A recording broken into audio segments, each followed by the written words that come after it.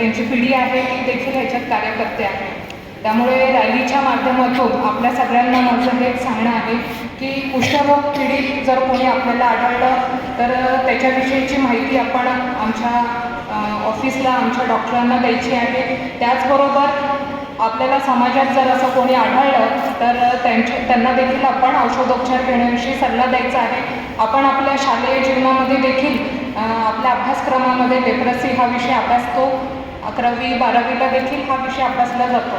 त्यामुळे भविष्यात आपण जेव्हा सुजाण नागरिक म्हणून समाजामध्ये वावरणार आहोत तेव्हा आपल्यामध्ये किंवा आपल्या मनामध्ये अशी कुठलीही डिस्क्रिमिनेशनची भावना आपण मनामध्ये ठेवायला नको, हेच या रॅलीच्या माध्यमातून आम्हाला सांगायचं आहे.